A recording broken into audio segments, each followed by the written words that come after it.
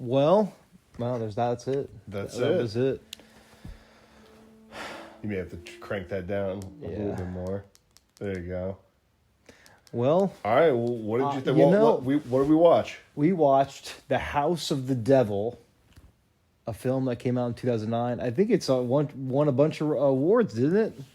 I think like it won Sundance films. Yeah, quite a few indie like films. independent awards. Yeah. So my overall take on this is that it starts. I mean, you kind of mentioned it's a slow burn. It was definitely a slow burn, and I gotta say, like, the lead up is really, really good. Like, I liked a lot of it. I think as an overall like plot line, it kind of reminds me. Isn't this how I never seen Isn't the Omen about like pregnancy, like having the devil inside of you? Well, that's more like Rosemary's Baby. Okay, so yeah, either that was in the Omen, or Rosemary's Baby. But it's like it's not doing anything new, but I feel like it does it pretty well. Like, I think the ending is a little bit chaotic, but I don't know. Like, I can't say like I mean, I will say I was entertained. I liked it. I wasn't really over all that scared. I mean, leading up to it was very creepy and eerie, but it didn't come off like, I mean, it just, aside from like that satanic, like the horrors of like gore, which I think it plays into a lot at the end, it wasn't like scary. Yeah, so just to really quickly recap, this movie's about... you should probably do that. a college student who is desperate to get out of her dorm. She hates her dorm life. She wants to live on her own. She's effectively she's had a verbal contract with a realtor that she's going to rent out this 1-bedroom apartment, and she's got like less than $90 in her bank account. So she's desperate to make money. She sees an ad for a babysitter. She goes to this babysitting, this household where she needs to do babysitting at. She's greeted by a man who is probably considerably older than what she had expected. Like, he looks like he's probably in his like 70s. Mm-hmm. And she learns after her friend goes with her that this isn't a babysitting gig. It's to watch his mother's mom. And just kind of keep her company while they go out and about, and to make up for this sort of, rug pull, he offers to pay her like 4 times as much. Mm-hmm. So obviously she's desperate, and she's like, whatever, this guy's creepy, but if I'm just going to be watching some old woman and the old woman's mostly independent, then fine, whatever, I'll deal with it. And then at that point, it's sort of off to the races in terms of like it becoming a creepy. Yeah. You learn it's like the truth is revealed, and you find out what their intentions are. Yeah, and she was basically kind of lured there to become part of this satanic ritual that they perform at the end, and then in an effort to what seems to be like impregnate her with, like think of every other like satanic panic idea that they're trying to birth Satan into the world, and it happens during this eclipse, and it has to happen during the eclipse because eclipses are the darkest, scary, and they're it's supernatural and eerie, and that's how it works. Yeah, and when you say that, it's funny because like I feel like as a movie, in like the tropes are there, like I know it's like the eeriest time, but I feel like it did a good job of like making it part of that like 70s vibe. Like they still did a good job with like, and I'll say it's kind of the whole movie. I mean, it's based in the 70s. This movie came out in 2009, but it just does that whole like I mean, I wasn't even born in the 70s, but you feel like you're part of that era. Like they, as far as I know, the film, when they were producing this, they used cameras that they would use in the 70s. Like they would some odd millimeter. They edited the movie in the way that you would. Did they? I think that's the case. I mean, it's extremely believable. I mean, you'd be completely forgiven for being mistaken that this was filmed in the mid 70s. I thought the story, and it's not like overcomplicated. Like it like what you see is what you get. There's no like, some themes about like missing home. Like she doesn't really talk to her parents at all. It's just like a girl that needed money and there's a creepy family, but she's kind of desperate. So she's, and almost obligated to say yes, and there's that. And then that's the movie. There's nothing like deeper than that. Yeah. I mean, this is a movie that, like, when people say that this is a slow burn movie, I think this is probably like the maximum amount. Like, I would say that you would be anybody. I think that you have to be an extremely patient movie watcher to find this level of slow burn tolerable. Because, like, I personally, I do really like this movie. I think it's super interesting, and I think that the vibes that it tries so hard in the first and second act to build are just they're very effective. But I mean, it's challenging. Like, I could absolutely see why somebody may watch this movie and say, I was bored. Like, that would make total sense to me. I mean, it does have that sort of droning, only like, I think that the moment at which the movie like takes its immediate sharp turn into what will be the second and third act is when her friend is killed. That's exactly what I was going to say. I mean, just like it is. I think that the setup for that is so effective, and it happening is so incredibly jarring. It is like, I mean, of all the horror movies that we've watched, like of all the ones that we've covered, I think that scene is probably the sharpest turn in a movie that we've seen yet. Yeah, I would 100% agree. I think the way they, I think you see like shocking things like that. Like it goes from 0 to 100, or it takes a complete 180, and you're kind of like, it's shocking. But I feel like the way that this happened felt way more organic in the fact that like it was very believable. Like, I don't know, just in how abrupt it was and how quickly it ended. Yeah. It was very shocking, and it did kind of sets the whole tone for the rest of the show, which that like this movie's willing to go that far in terms of showing you what happens in her body, after she gets shot. Yeah, I think it's like it's unafraid of going as deep as it goes with like death. Yeah, I mean, like they don't shy away. I mean, it's pretty gruesome. Like I would say that they don't necessarily relish in gore. Yeah. It's not like over the top. It's not like, hey, how far can we push this? But it is very much like, we just shot this person. We're not going to shy away from the fact of what a person would look like if they were shot. Yeah. Especially by, I mean, like what seems like a pretty stout gun at point blank. Yeah, but I guess like going to the tone again of this movie, I think that I still really feel like. So I don't know if you knew this. I have seen this movie before. No, I didn't know that. I've seen this movie many times. That's fun. I kind of didn't think about that. Yeah, like I mean, I wanted to, all the movies I had proposed for today, I had seen before, but I liked them enough to rewatch them.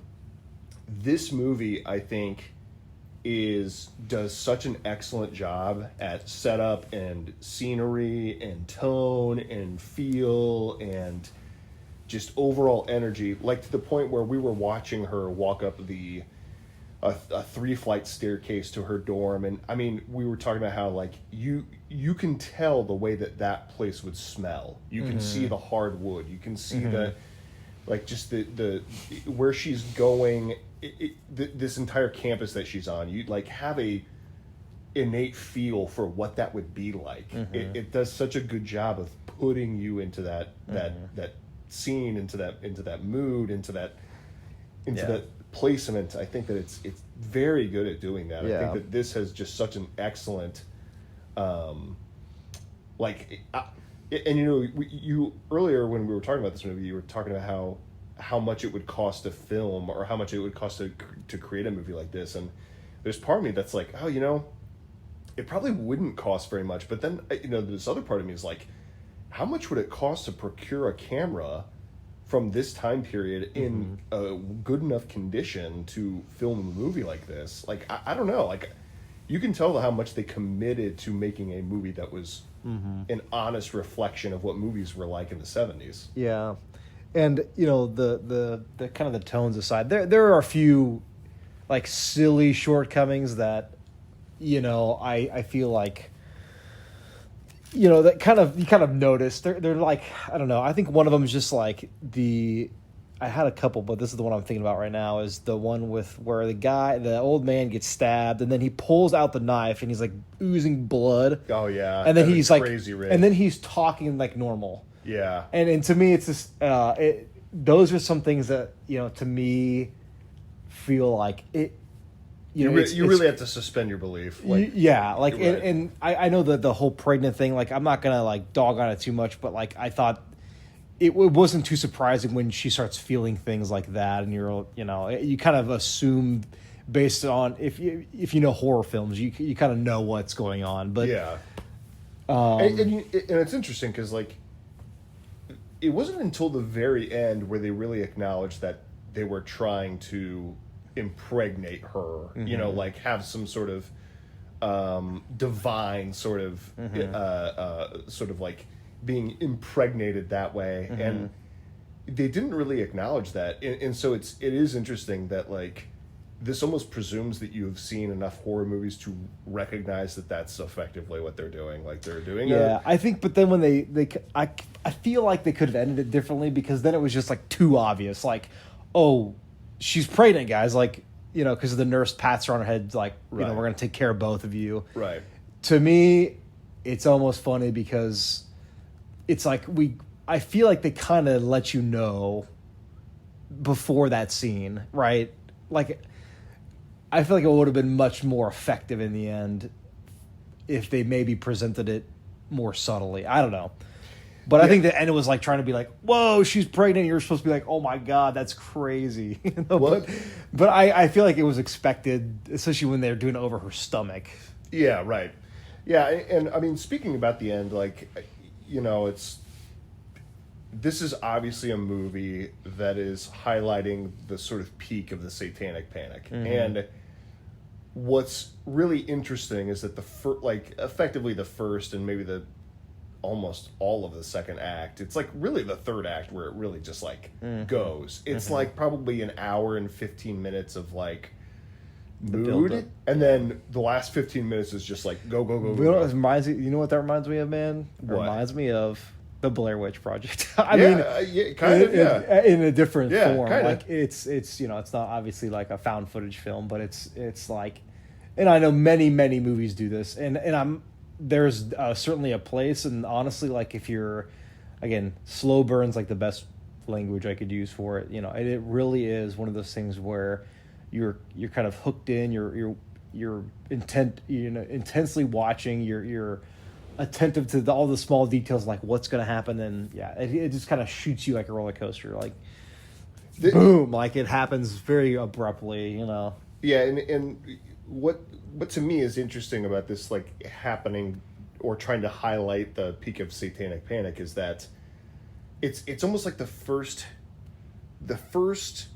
2/3 of this movie are very moody and contemplative and sort of intentional about setup. And then the last third, that last 15 minutes, is almost like the most parody level of Satanic Panic you could imagine, right? Like they have cloaks. They have a skull, and you drink blood, and if there's an eclipse, like seriously, I think that there's a huge amount of intent in them highlighting the Satanic Panic. You're saying they do it unironically, right? Yeah, I agree. I was thinking like it was almost like I felt like you were dissing them a little bit, but I totally agree. Like that's just part of like it's a movie from the 70s, and I'd be interested to know, like, Ty West directed this. I think he's also the same guy who did X and Maxine and Pearl. He's a pretty thoughtful director, and I'd be curious to know, like, is what he's doing in those moments is it like a social commentary about what people assumed the Satanic Panic was like is like this super obvious on the nose, you know, like eclipse in red in basements in pentagrams, like or was it more of like I want to, or is it more like Sam Raimi, who is like, I want to lean into this just like schlocky sort of stylistic thing, and I'm not making a social commentary. I just find this interesting. I'd be curious to know. Like, he's a pretty thoughtful director. Yeah, it felt like it was done with intention, especially since like I feel like they want you to watch a '70s movies in 2009. Like that's what it was. Like they want you to see it how they saw it, and I feel like it feels very intentional that the whole get up of the whole Satanist thing is very like, yeah, it's very tropey. I mean, it's very obvious, you know, and it's kind of meant to be that 70s scare. Right. I mean, in a lot of ways, it's like it's like a meta movie in that it is trying to make you feel as though you Right. yourself in the real world are in the 70s. Yeah, like, we're watching a 70s. Right. This is the kind of thing you would have been afraid of. Is that like, oh my gosh, look at this. This is you know, this is the kind of stuff that they do in a satanic cult. And so I find it really interesting that they are so reserved in the first 2/3 of the movie, and then just immediately are like, we're going all in on a very almost a very parody level version of satanic panic culture. Yeah, and I like that even still, like, and we're talking about like the tone and the style, like even like the text, like the credits rolling in and rolling out were very 70s. Like, yeah, I know, I feel like you're exactly right. Like, this is a movie that he wanted us to watch and feel like we're in 1972. Right? Yeah, you know, not even just that you're watching a movie that takes place in the 70s, but that you are you there. were observing Yes. a movie Yeah. and you yourself are in the 70s as well, which I think they did a really good job. I would it's say very it's effective. Yeah, it's I would very, say very effective. it's. I mean, in the 70s is a very like niche time period, at least like with style. You know, like the feathered hair, like the jeans, like the plaid, the station, even the car. You know, it's just. I feel like if you couldn't do it better than that. Like, I think that's as good as like good gets when bringing somebody to that level. I think there's no. I mean, it's a bold statement, but maybe no other movie does it better. But in like a, you know, it's like a irony-free way. I don't know. Yeah, I mean, I think that they do it is very authentic to the time period. Right. Like it feels very, it feels. I mean, again, if you hadn't been told that was filmed in 2009, you'd be completely forgiven for thinking it was. I would be interested to see if someone like I feel like Dad would watch this film, and I honestly feel like if you didn't tell him it was from Totally. he may believe it. I think you even can believe it. I think even the most astute sort of film buff would Nerd. probably feel the same way. Is that like they just did a very good job of utilizing film techniques, equipment, the cinematography, the makeup, the style, everything, the costume design. If you feel like, and if that's the whole like kind of the whole thing, the narrative, I guess, then I can't really complain about the last half, because it's, you know, it kind of has that slasher feel, you know, like she's walking around the house with a knife, and you know, again, it's the satanic part is part of it. You don't really see that stuff until you're going through the house with her, and there's like beyond the room there's a bunch of like dead bodies already doing a ritual, or had already done a ritual. So you don't realize until and that's like, oh my gosh, there's like only after that there's only like 20 minutes left of the movie, you know.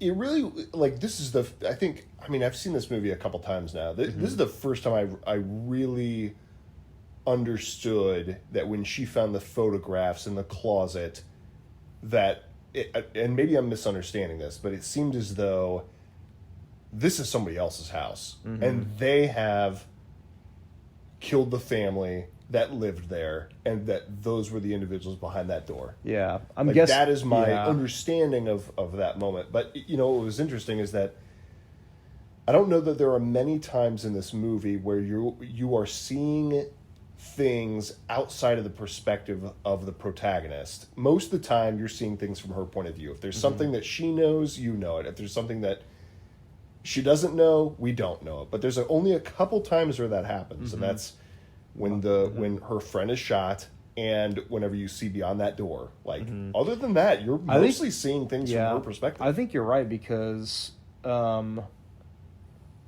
like the way I don't know, it just.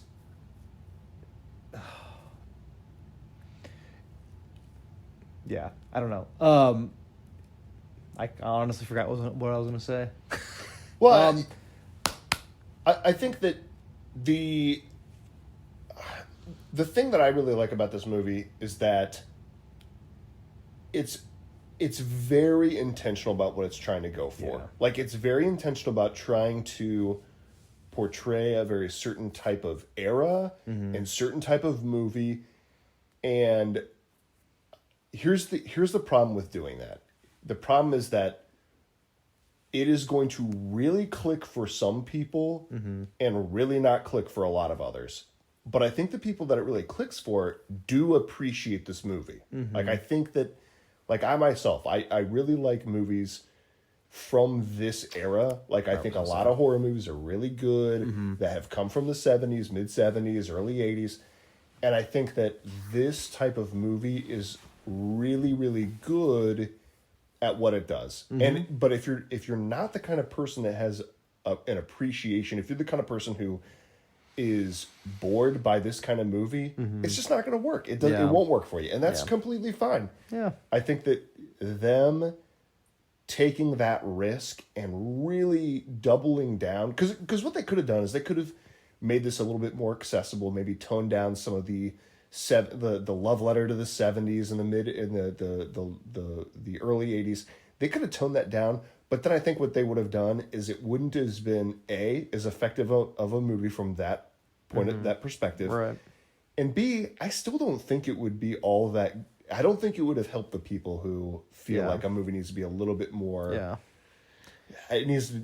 I think that people who feel like it would drag will still continue to feel like it dragged. So, I agree, and I was thinking about what I was going to say. It kind of was in light of your old point, but they had just gotten to that house, like almost nearly, right? Like it would have been like days before, right? you Like mean rather when they versus- first get there. Like the family kills the people in the house, right. But it must have been within like what, like within days. Is that kind of the whole thing? Probably. Okay. Yeah, almost probably, right? Yeah. Because of the state of which. It's a remote house, right? Yeah. They kind of hid all their pictures, right? There was some other part that made me feel like that was the case. I know based on what he said. Yeah. I mean, it's interesting, though, because, like, you don't really get a good feel for that until you start seeing that, like, she's going through the house and she's seeing this stuff where it's like, these people don't seem like the kind of people who would have a Western wallpaper. Yeah. Like, there was, like, a scene from a Western, they were riding horses, and then you'd see, like, a bunch of trophies, and it's like, who in this house would have had a bunch of trophies? There's something with that girl there's the scene where her friend Megan, who drives her there, eats these candies but then takes them, and I'm almost wondering why that is. That has to be intentional, or you know what I mean? Do you feel like you missed? Yeah, I mean, like, you know, I think when we were watching it, you'd made a joke about how, like, they're, like, you know, in a modern movie, like today, that would have been used as a mechanism of, like, oh, she's being tracked, or they know her, or she's marked, or whatever. But I do think it is intentional. Like, I feel like they made it a big, strong point to have shown that. But B, I don't really know what they were trying to communicate. I feel like it's the subtle things that you notice, and maybe it isn't. Maybe it is nothing. But I thought that was really interesting. But I will say that, like, what is interesting about that is that will. There are 3 times in this movie where those 2 girls are disgusted by food. The first time is when they're eating pizza at the restaurant. The second time is whenever she's eating the hard candy out of the dish, and then the third time is whenever she Sam is eating pizza at the house. Yeah. And I mean, I'm sure there's something there. They just don't like the food, I guess. I don't know. And maybe some of that is just like I'm sure that like somebody will have explained this, and I'll be like, oh, of course that makes total sense. I mean, like it feels too obvious to be nothing. Yeah, like I think the candy out of the dish might just be as simple as like, hey, is this more red flags about like these are weird people, Yeah. with weird candies. They just have bad taste. They don't like hard candies, and they don't like pepperoni pizza or chocolate. Yeah, like it's very interesting how much they bring back that. Maybe it's nothing. It probably is nothing, but it just felt very obvious. Yeah, I mean, for all we know, it could be a goof. Like maybe it's a bit that the director that would be interesting. So I think overall, I think this movie was really good. I would definitely recommend it. I think if you want to feel like you're in the 70s and you're scared, I think it's great. And if you're patient, like if you're not patient, I don't think you'll like this. But yeah, I agree. I like this movie quite a bit. If you're the average film viewer would probably enjoy this, and I did. Like I would consider myself a pretty average viewer of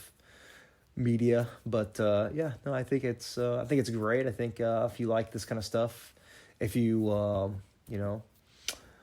practice Satanism, I think this I mean, this might give you some helpful hints. You might be offended at the sort of like reductive way that they see you, but oh yeah. Well, anyway, thanks for listening, and get a grip. Get a grip. Get a grip. That's this week's lesson. Get a grip.